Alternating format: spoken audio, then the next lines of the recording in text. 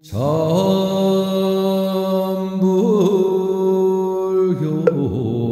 방송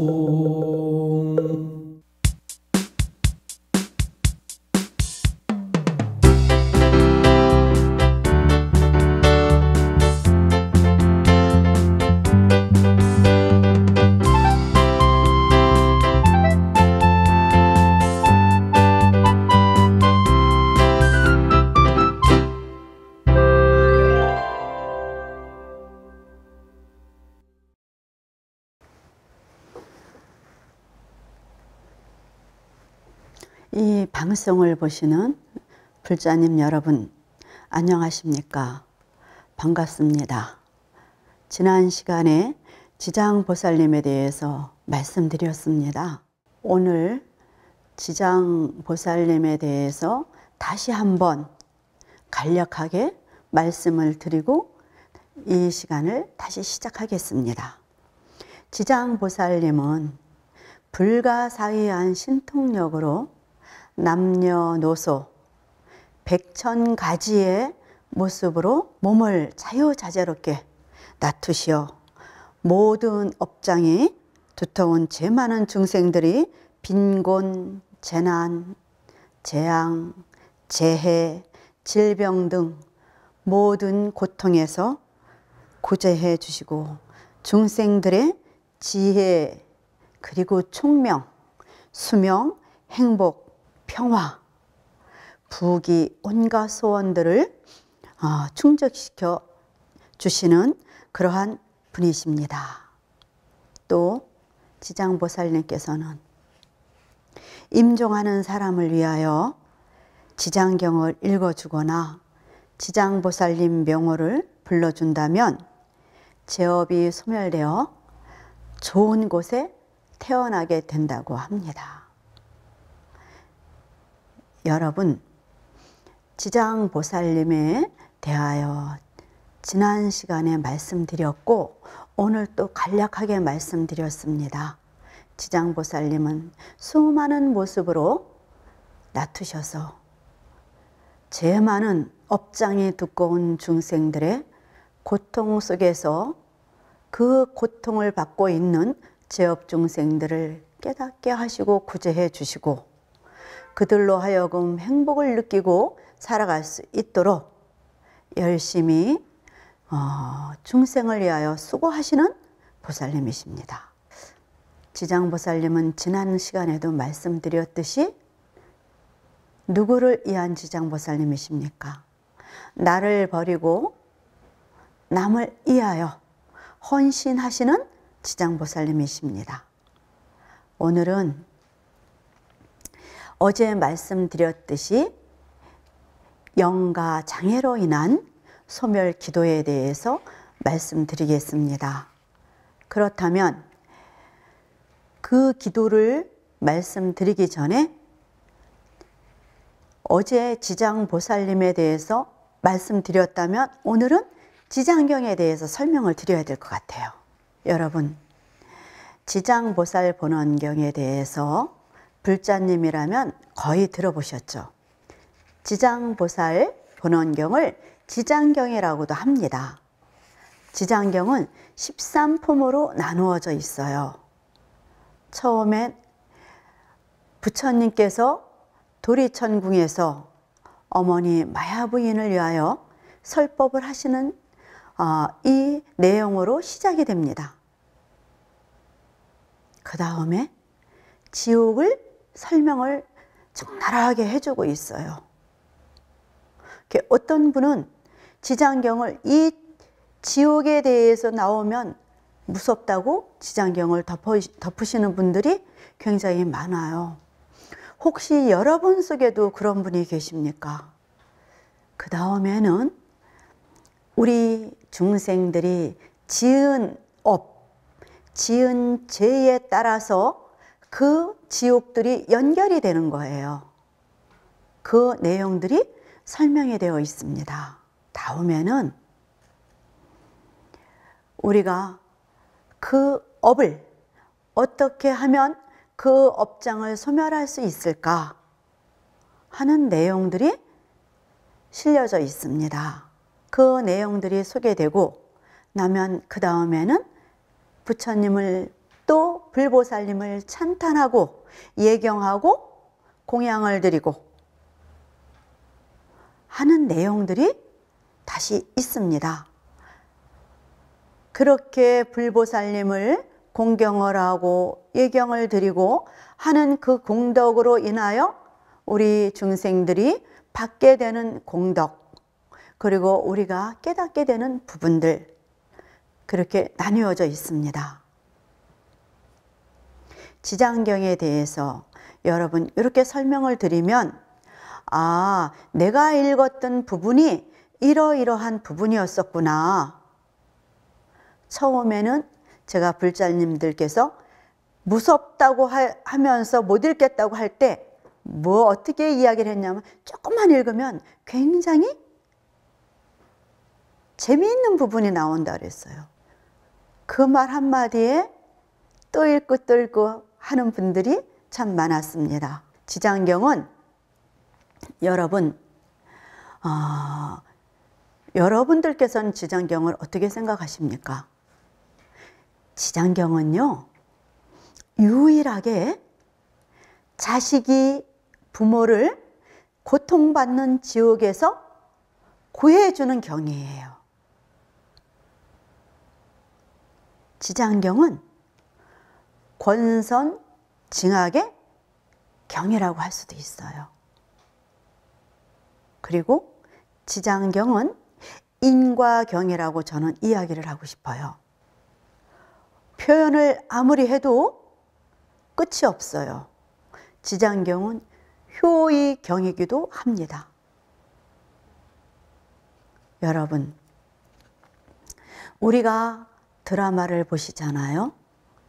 TV에 드라마를 보시면 드라마 내용의 거의가 권선징악이에요. 전개되는 부분이 처음 시작할 때 보면 전부 어떻게 돼요? 너무 잔인하고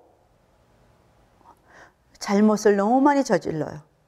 그러나 끝날 때 가면 해피엔딩이에요. 어떻게? 모든 것이 다 정리가 돼. 저는 TV 보면서 그래, 드라마도 사필규정이니까 반드시 좋은 해피엔딩으로 끝날 것이야, 이렇게 생각을 했는데, 요즘은 깨가 나서 간혹 드라마를 보게 되면 아주 잔인한 걸 보면 아이고, 끝에 가서는 어떻게 돼? 벌을 받게 될 텐데. 그리고 반드시 주인공을 또 깨닫게 해준단 말이에요. 용서를 하게 만들어주고, 잘못한 사람은 또 잘못을 참여하게 만들어주고. 그것이 여러분들께서 이 지장경을 읽으시면서 다 그 생각을 하시면은 빨리 이해가 되실 것 같아요. 그리고 이 지장경은 있지요, 임종을 못하셔서 그 고통을 받으시는 그런 그 환자분에게 지장경을 옆에서 큰 소리로 읽어드리거나, 또 지장보살님 명호를 지극한 마음으로 염해 주시면 편안하게 임종을 하실 수가 있어요. 그리고 또 좋은 곳으로 태어나게 되실 거예요. 여러분, 제가 지장경을 여러분에게 설명드렸는데, 제가 드린 설명이 여러분에게 혹시 도움이 되셨습니까? 지장경이 여러분에게 그 이해가 안 가는 어떤 그런 어려운 부분은 없었습니까? 근데 지장경 속에 끝부분에 제일 마음에 드는 부분이 있어요. 자, 여러분 들어보시겠습니까? 지장경을 열심히 독성을 하고 지장기도를 열심히 하시게 되면 10가지의 그 공덕을 얻게 된다 그랬어요. 그래서 첫째는 넓고 풍요로운 땅을 가질 수가 있다. 둘째는 평안하고 안락한 마음을 유지를 할 수 있다. 셋째는 영가가 반드시 천도가 된다. 넷째는 건강하고 수명이 길어진다. 여기서 간단하게 설명을 드리면은요, 건강하고 수명이 길어진다. 이것은 당연한 것 같아요. 왜 그러냐면 마음을 착하게 쓰고 마음이 여유로워지면은 병이 생길 수가 없어요. 그 다음에 다섯째는 구하는 곳을 얻을 수가 있다. 제가 이 말씀을 드렸더니 어느 불자님께서 제가 그런 말씀을 하셨어요. 그러면 저는 굉장히 경제적으로 힘이 든데 열심히 기도를 하고 로또를 사게 되면 될 수 있습니까? 저의 대답이 어떻게 나왔을 것 같습니까? 이런 대답을 했습니다. 불자 그대여, 저 허공에 흘러가는 저 구름을 그대가 한 움큼만 집어온다면 로또가 될 것이다. 그 다음에는 물과 불과 모든 재앙을 피할 수가 있다고 했습니다. 그리고 헛된 낭비가 없어진다고 했어요. 여러분, 이런 부분들을 이렇게 읽으시면서 한 번쯤은 생각을 해보시면 정확한 것 같아요.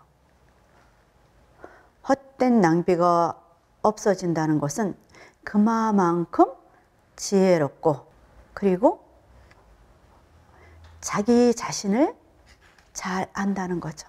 한마디로 말해서 알뜰하다는 거죠. 자신의 위치를 정확히 알고 쓸 때 쓸 줄 알고 아낄 때 아낄 줄 안다는 거죠. 그 다음에 악몽과 잡기가 끊어진다. 우리는요, 저마다 여러분들도 그렇고 저도 그렇고 수신이 있어요. 그래서 기도 생활을 열심히 하고 마음이 항상 안정이 되고 착하게 쓰는 사람들은 항상 그 수호신이 힘을 받아서 보호를 해줘요. 기도 많이 하시는 분은 여러분 절대 나쁜 일이 없어요. 그리고 그 다음에 가는 곳마다 신장들이 보호를 한다. 맞습니다. 움직이는 곳마다 신장님이 다 잡아주셔요. 보살펴 주시고. 그것은 여러분들도 아실 거예요. 저는 굉장히 많이 느끼고 살아갑니다. 그 다음에 10번째로는 훌륭한 스승을 만나게 됩니다. 여러분, 훌륭한 스승이란 상대적인 것이에요. 우리의 마음이 건전하고 우리의 마음이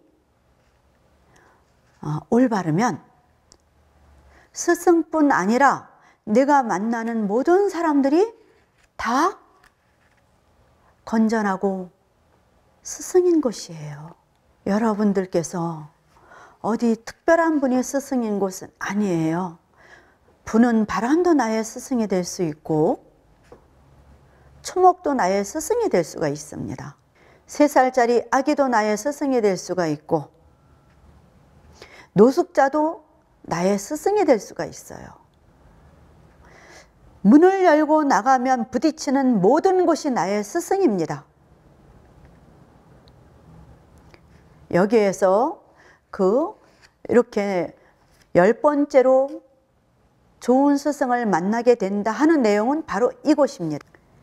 모든 곳은 나의 스승이고 나 또한 또 다른 사람의 스승이라는 것이죠. 좋은 것만 가르친다고 스승 아니에요. 나쁜 것을 가르쳐도 스승이에요. 그것을 분별을 잘 하셔서 어느 곳이 옳고 그름인지 잘 그것을 지혜롭게 잘 판단을 해서 배우고 또 그것을 실천을 하면 그것이 진정한 지혜로운 사람이 아닌가. 그것이 진정한 지혜로운 불자가 아닌가. 그것이 깨달음이 아닌가. 저는 이렇게 생각합니다. 그 다음에 제가 이제 그 말씀을 드리는 것이에요. 그 영가 장애로 인한 소멸 기도에 대해서 제가 말씀드린다고 했습니다. 여러분,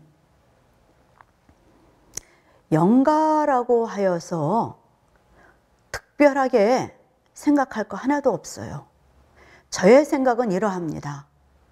제가 여기에서 숨을 쉬고 이렇게 앉아서 여러분에게 이런 말씀을 드리고 있다가 제가 조금 있다가 들어간 숨이 안 나와버리면 저는 그 순간 영가가 되는 것이에요.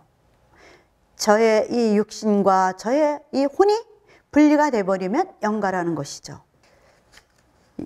영가로 인한 장애는 여러분들에게 잘못 말씀드리면 이것이 어떤 혼돈이 될 것 같아서 굉장히 조심스러운 부분이에요. 제가 이 부분에 대해서 생각을 참 많이 했습니다. 저희 그 불자님 여러분들한테는 제가 지장제일날 이런 법문을 드려요. 드리고 나면 질문을 바로 하게 되죠. 이건 이런데 왜 그럴까요?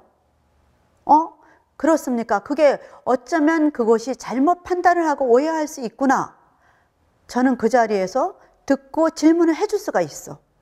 그러나 지금은 제가 여러분들에게 말씀드리는 이 부분이 질문을 받을 수 있는 부분도 아니고 여러분들께서 이걸 들으시고 이해를 하셔야 되는 부분인데 다소 여러분들의 생각과 틀릴 수도 있다는 것이에요. 그러나 제가 생각하는 것은 이렇습니다. 이렇게 말씀드리죠. 지장보살님은 누가 그런 말씀 하시더라고요. 지장보살님은 죽은 영가를 위한 지장보살님이고 관세음보살님은 살아있는 우리 중생을 위한 관세음보살님이다. 그래서 기도를 할 때 관음기도를 해야 된다. 그렇지 않아요. 앞부분에서 제가 충분히 지장보살님과 지장경에 대해서 말씀을 드렸습니다. 자, 그러면 영가에 대한 그 장애에 대해서 말씀드리겠습니다. 우리가 죽으면 영가가 되지 않습니까? 자, 살아서 인간으로 있을 때, 중생으로 있을 때도 깨닫지를 못했는데 죽어서 깨달을 수 있겠습니까? 살아서 깨닫지 못하면 죽어서 깨닫기는 10배, 100배가 더 힘든 거예요. 그러다 보니까 어떻게 돼요? 죽고 나니까 나의 몸은 오간되었고 말하는 투명인간 아닌 투명인간이 되는 것이에요. 이 죽음이라는 부분을 빨리 받아들이고 나는 이미 이승 사람이 아니고 저승 사람이 되었구나. 그렇다면 어떻게 할까? 내가 다시 태어나는 내 생을 위해서 내가 잘못한 부분들을 참여를 해야 되겠다. 이 정도가 될 것 같으면 그분은 이미 우리 사람으로 있을 때 다 깨달았겠죠. 그렇지 못하다 보니까 어떻게 돼요? 영가가 되어가지고 그것을 인정을 못하고 자꾸 가족들에게 자기와 인연 있는 사람들에게 찾아가는 거예요. 해치려고 찾아가는 게 아니에요. 나를 좀 도와주시오. 나를 위해서 경을 좀 읽어주시오. 그러나 그것을 우리 이 중생들은 두려워하고 무서워하고 그래서 어리석은 판단들을 해서 뭐 구술한다든가 그런 비법을 쓰시는데 여러분 저는 이렇게 말씀드리고 싶습니다. 기도를 열심히 하시게 되면 여러분이 그 영가님의 이름을 한 번만 불러주고 두 번만 불러주고 세 번만 불러주고 그러면 영가는요 바로 알아요. 그리고 나서 지장경을 지극한 마음으로 기도를 올려주는 거예요. 그렇게 되면 영가로 인한 장애는 없습니다. 또 기도 부분이 다시 나오는데, 여러분 기도를 열심히 지장기도를 올리시고 지장경을 읽어드리고 지장보살님의 명호를 정말 간절한 마음으로 올려보세요. 그렇게 되면 그 영가로 인한 장애는 하나도 없습니다. 제가 예를 하나 들어드리겠습니다. 이것은 있었던 일이에요. 2010년도 1월 달 어느 날이었어요. 유치원 교사인 30살이라고 하는 아가씨가 어머니를 따라서 저의 절에 왔습니다. 어떻게 왔느냐고 묻지도 않았고, 그 유치원 교사 역시 제게 질문도 하지 않았어요. 저는 아무 말 안 하고 지장경 책 한 권을 그 유치원 교사 손에다 들려줬어요. 이거를 한 번만 읽고 다시 나를 찾아올 수 있겠냐. 그 책을 들고 와서 그 이튿날 오후에 왔어요. 저는 깜짝 놀랐어요. 젊은 사람이, 아가씨가 다시 오리란 생각은 안 하고 책을 보냈거든요. 그 책을 읽고 나서 제가 그 말을 했어요. 한 100일 정도 매일 와서 지장경을 읽을 수 있겠느냐. 말을 안 해요. 그냥 고개만 끄덕끄덕해요. 저는 그 아가씨가 읽을 거란 생각을 못하고 그렇게 하기로 하고 100일 기도를 입제를 해줬어요. 유치원에 수업이 끝나면 매일 그 시간만 되면 법당에 들어와서 책을 읽어요. 열심히 지장보살님 명호를 1000번씩 염을 그리고 지장경 예찬문에 그 절이 아마 제가 알기로는 254배 정도 되는 것 같아요. 그걸 다 하고 나면은 한 3시간 정도 걸려요. 그리고는 또 집에 가요. 100일이 다 됐어요. 제가 앉혀놓고 그 말을 했죠. 3년 기도를 해보면 어떻겠느냐. 하겠습니다. 오호, 괜찮은데? 3년 기도를 시작을 했습니다. 눈이 오나 비가 오나 태풍이 와도 하루도 거르지 않고 꼭 갔어요. 유치원에서 그 꼬마들 데리고 여름 캠프를 간다고 해요. 그러면 거의 1박을 하고 오는데, 그럴 때는 미리 와서 그 다음 날 것까지 하고 가는 거예요. 그렇게 1년이 갔습니다. 어느 날 제가 안에서 듣고 있으니까 울더라고요. 이걸 나갈 수도 없고 아는 체를 할 수도 없고 가만히 있었죠. 들어보니까 이 아가씨 엉엉 울면서 하는 말이, 내 이 지금 꽃다운 나이에 남자친구도 하나 없고 다른 친구들은 친구들 만나서 놀러도 가고 하는데 나는 맨날 이 법당에 와서 기도만 해야 되고, 내가 전생에 무엇을 했기에 나는 이렇게 살아야 되느냐 하고 엉엉 울더라고요. 뭔가가 좀 이제 돼가는구나. 그리고는 갔어요. 그 이튿날 왔길래 제가 차를 한 잔 주면서 이야기를 했어요. 기도가 힘이 들면 멈춰라. 멈출 수 없다고 했어요. 기도를 어떤 마음으로 하느냐? 여러분, 이게 가장 중요한 것입니다. 이 아가씨가 제가 이 말을 했어요. 저는 성격이 다혈질이에요. 그리고 참지를 못합니다. 제가 만약 이대로 시집을 가면 얼마 못 살고 이혼할 것 같아요. 그래서 제 마음을 다스리기 위해 오고 있습니다.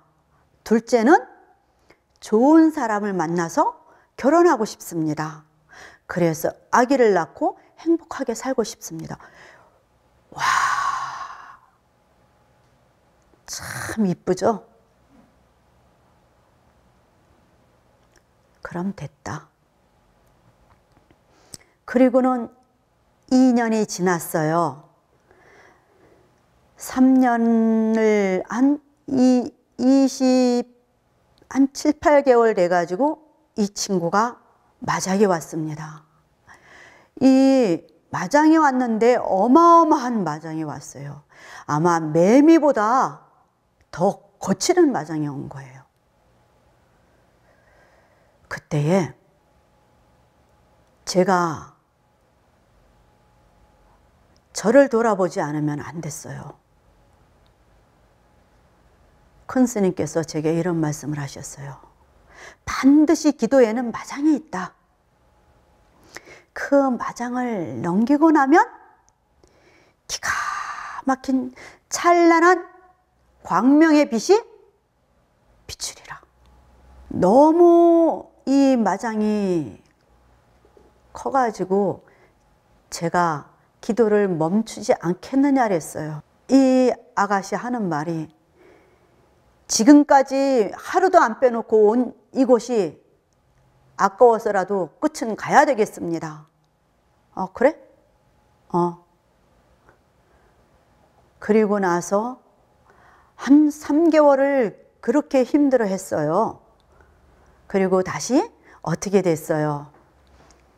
잔잔한 홉수처럼 평안해졌습니다. 사이사이 이 아가씨가 제게 질문을 했어요. 이렇게 기도를 하는데 좋은 사람은 언제 나타날까요? 이렇게 기도를 하는데 제 마음에 왜 변화는 없을까요?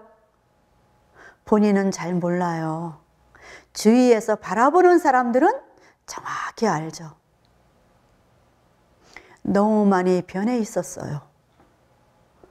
그리고 불과 기도 회양 3개월 전에 이 아가씨가 평소에 그냥 다른 모임에서 한 2, 3년 동안 함께 모임을 했던 오빠를 만나게 됐어요.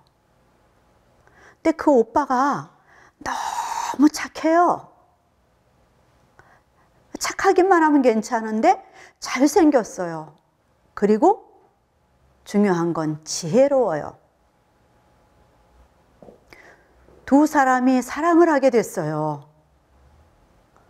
기도가 회양하고 정확히 한 달 뒤에 결혼식을 올렸습니다. 너무 자랑스럽죠. 이 기도 과정에 빠진 부분이 있는데 그 아가씨의 외할머니가 돌아가셨어요. 그래, 어머니는 불심이 그렇게 많지가 않았어요. 아가씨가 지장기도를 하다 보니까 49제는 꼭 해드려야 되겠다. 그러니 어머니, 외할머니 49제를 지내드려야 되겠습니다. 그렇게 해서 49제를 올려드렸는데 외손녀 딸이 매일 와서 지장경을 읽고 지장기도를 했단 말이에요. 거기다 하나 추가돼서 영단에 할머니, 제가 지금부터 올리는 이 기도를 할머니는 함께 들으십시오. 그리고 함께 참여를 하십시오. 꼭 요 말을 빼지 않았어요. 그리고 49일이 돼서 막제를 지내는 날 새벽에 할머니께서 빙긋이 웃으시면서 금덩어리를 하나 갖다가 외손녀 손에다 쥐어주고 가시더래요. 그리고 얼마 있지 않아 이 아가씨는 결혼을 했고 아파트 분양이 당첨이 됐어요. 그리고 임신을 했는데 저를 찾아왔어요. 스님, 제가 임신을 했습니다. 축하해. 어떻게 했으면 좋겠습니까? 무엇을? 제 아기를 위해서 어떤 기도를 했으면 좋겠습니까? 어떤 기도를 하고 싶으신가? 지장경을 읽고 싶습니다. 왜? 우리 아기가 전생의 모든 업을 제 뱃속에서 참여를 하고 이 생에는 복덕이 구족하여 태어나기를 바라는 마음입니다. 그럼 됐다. 매일 지장경을 읽었죠. 그리고 아들을 낳았어요. 아들이 아기 같지 않고 얼굴이 너무 편안해요. 지금 25개월 됐는데 아기가 얼마나 반듯한지 모릅니다. 여러분, 제가 이 말씀을 왜 드리느냐 하면 그 아가씨가 지장기도 3년 기도를 올릴 때 몇 분이 같이 동참을 했어요. 했는데 그분들은 그 마장에서 이기질 못하고 중도에 다 끝났습니다. 아가씨는 3년 기도를 마치면서 변한 게 있죠. 어떻게 변했습니까? 아가씨의 마음이 변했어요. 어떠한 일이 있으면 그 올라오는 그 성질을 자기가 누릴 줄 알아요. 누릴 줄 알고 생각을 할 줄 알고 상대를 먼저 생각을 하게 되는 거예요. 그보다 더 큰 성불이 어디 있습니까? 그곳이 부처예요. 그 다음에 더 좋은 곳은 그 아가씨 주변에 있는 사람들이 이 변한 아가씨를 보고 함께 변한다는 것이죠. 적어도 기도라 하면 그 정도는 하고 성취가 됐습니까? 안 됐습니까? 하고 반문을 해야 안 될까요?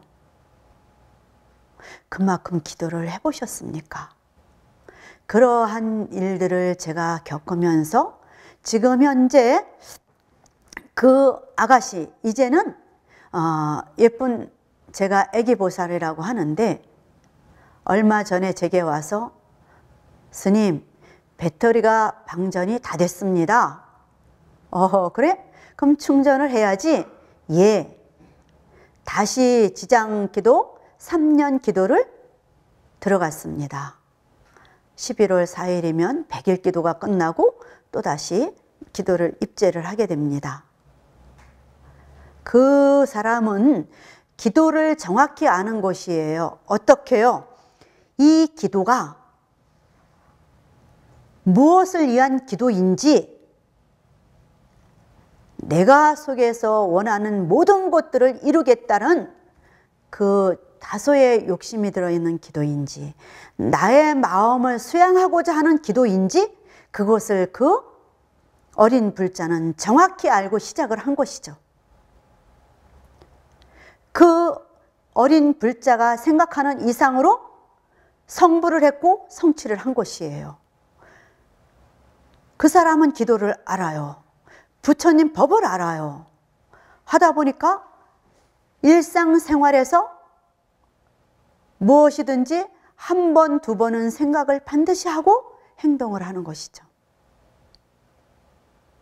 여러분, 제가 드린 이 말씀을 여러분들도 한 번 정도는 생각을 해보십시오. 100일 기도하고 변하기를 바라신 안 하셨나? 또 21일 기도를 하고 이루어지길 바라진 않으셨나? 기도란 무던하게 해나가는 것이 기도입니다.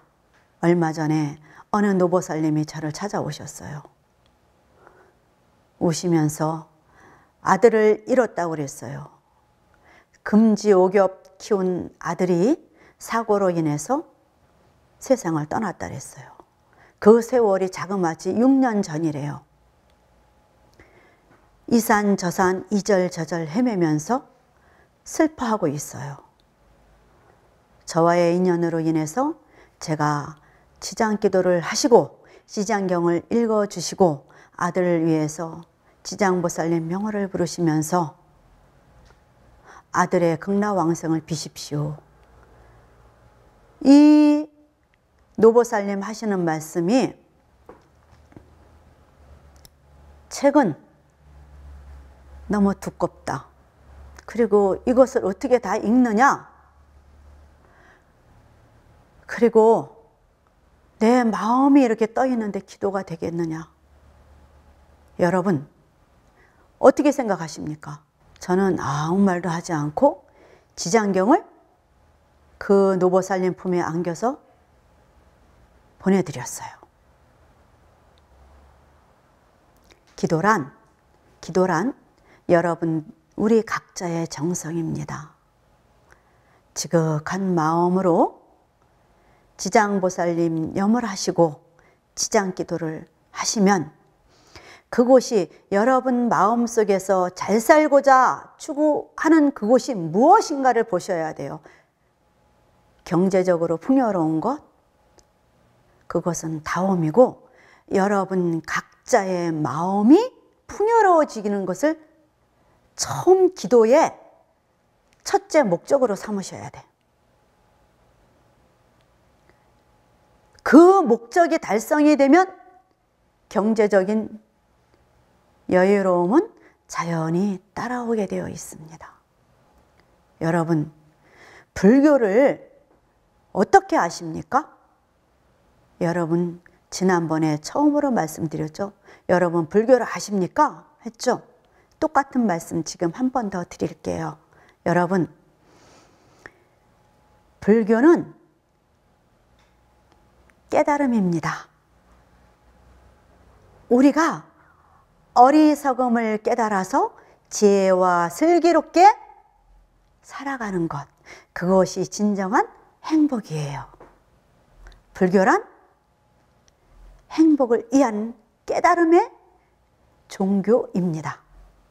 아시겠습니까? 참 쉽죠? 제가 드린 이 말씀들이 여러분들에게 다소 도움이 됐습니까? 다음 시간에는 제가 재밌는 신행담을 들려드릴까 해요. 부족한 이 행자를 보시고 지금까지 이 방송을 지켜주셔서 고맙습니다. 다음에 뵙도록 하겠습니다. 성불합시다.